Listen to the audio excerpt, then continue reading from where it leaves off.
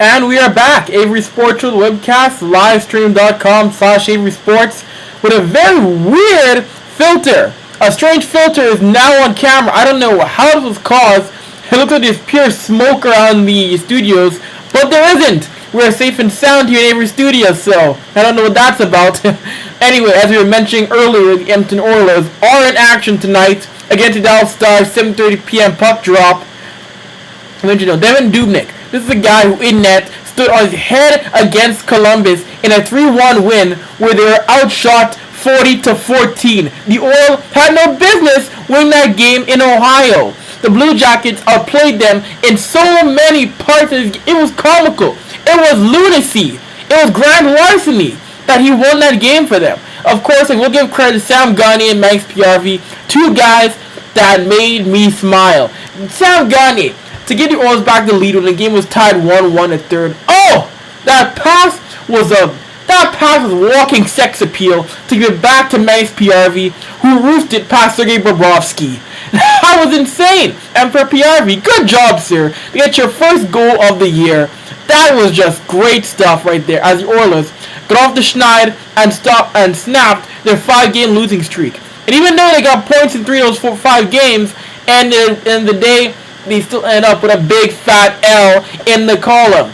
Even though it was OT loss or shootout loss, it still ended up with an L and a win in the Oilers column. So I mean, like I said, big win for them, even though they really didn't deserve that win against a team that's just gosh awful in the form of the Columbus Blue Jackets, who minutes ago fired the general manager Scott Howson. So, any takers? Who wants the GM job of Columbus? The team is awful, no Rick Nash, and they may, for we know, give up 13 goals one night this season. Who wants it? Anyone? Bueller? Yeah, I thought so. I mean, there's a lot of work for John Davidson to do with that club right now. I mean, the Blues, that was Davidson's last club. The Blue Jackets, they're a team, they've been to the playoffs, never won a playoff game. They're a team that still, they play like an expansion team, and they've been in the league for almost 15 years now. Well, it's close, because they're now now in year 13. They still look like an expansion team when they have certain players. Of course, Rick Nash. Nash was the guy who carried his franchise. He's out to the face of Columbus, and now where is he? On Broadway with the New York Rangers. So, I mean, yeah, he got Bobrovsky. Yeah, he got a few guys who are average, who are good players. You got Brian Dubinsky. You have James Wisniewski, but none of these guys are gonna make you stand up and say, "Wow, I need him," or "I gotta watch him every night." There isn't. To be truthful, you don't see it on Columbus. And John Davidson now has to go as president and fix things with this team, because Columbus, they should be a great team, but they're not, and they haven't been. So I mean, hopefully we can find a formula to fix the Blue Jackets soon, because life is passing them by more and more and more. That'd be interesting. That'd be actually an interesting debate if you actually ask hockey fans. Who wins the cup first? The Blue Jackets or the Maple Leafs? That would be a question we put on our Avry Sports Show wall on Twitter. That'll be an interesting one. See what people think. Who's better shot of winning the Stanley Cup one day? I'm not being funny. I'm actually being serious. Who's better shot of winning the Cup one day? Maybe we'll throw in a Florida 2 in there just to see who could have the shot of winning. And it'd be cool. Let's get the people's opinion on who could be some teams that win. Here on Avry Sports Show, the webcast on livestream.com/Avry Sports. And of course, like I mentioned, the phone line, they're still working on them. Don't worry, gang.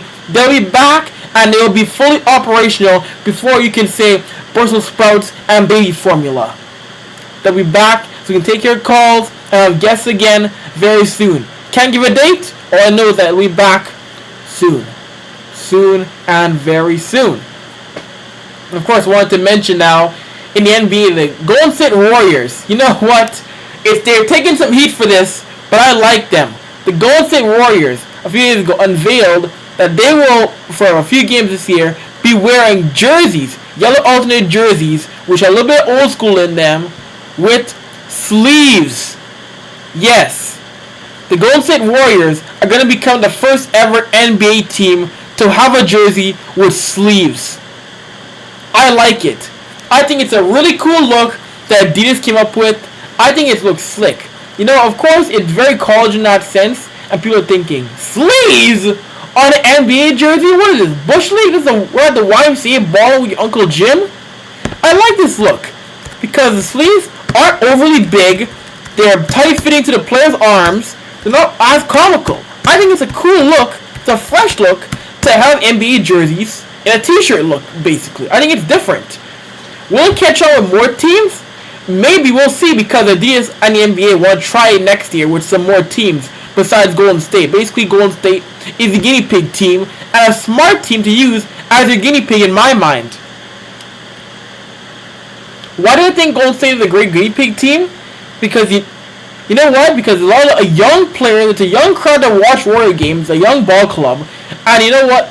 The Warriors have been NBA for a very long time. If you want to actually trace their NBA roots, it goes the Golden State Warriors, San Fran Warriors, Philadelphia Warriors. I mean, they've been around since the 1940s. They're a staple franchise, but they're not, we think, elite NBA clubs of the past 20 years. You don't immediately think of the Warriors. You think Bulls, Knicks, Spurs, Celtics, Lakers. I think there would have been way more uproar if they decided to try these t-shirt jerseys on a team like the Chicago Bulls or the Celtics. Or can you imagine the Lakers rolling out t-shirt jerseys on Kobe? My word, Jack could burn the Staples Center down. And he'd burn the Forum down too. That's because he could.